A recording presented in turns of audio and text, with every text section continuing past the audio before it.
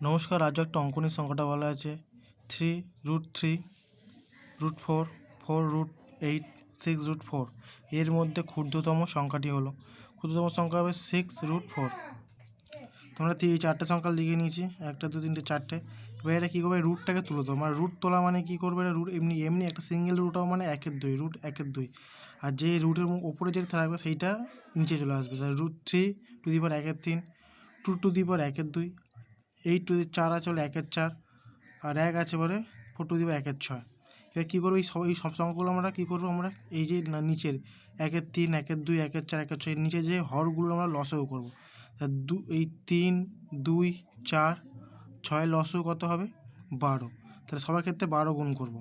তাহলে উপরে পাওয়ারটা আমরা আনবো, তো সব ক্ষেত্রে 12 গুণ করবো। 3 দিয়ে 12, 3 1/3 গুণ 12, গুণ 12, এটার সাথে গুণ 12, এটার সাথে গুণ 12, 2 সাথে 12 গুণ হচ্ছে। তো 3 দিয়ে যদি কাটি, 3 1 3, 3 4 12, 2 1 2, 6 2 12, 4 1 4, 3 4 12, 6 1 6, 6 2 12, 2 1 6 2 12, আর 6 6 2 12। তাহলে কী পড়ে আছে এখানে, 4 পড়ে, 4 1 4, তাহলে 3 4, 2 6, 8 3, আর 4 2, 2 1 2।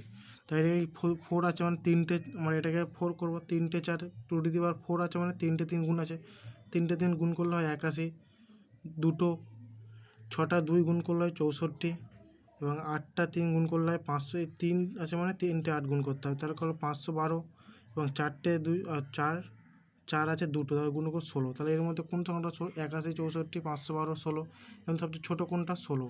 তাহলে 16-র মান কী ছিল, 6√4। আর যে সবচেয়ে বৃহত্তম বলতো তাহলে কী হতো, 4/8। আর যদি বলতো ছোটো থেকে বড়ো সাজাতে, তোমার ছোটো থেকে বড়ো সাজাতে পারতে, বড় ছোটো থেকে ছোটো সাজাতে পারে। যেরকম অঙ্ক যেরকম বলবে এটা এরকম করে বের করবে, তাহলে সুবিধা হবে। এটা একটা শর্ট ট্রিক। আশা করি সবাই বুঝতে পেরেছো।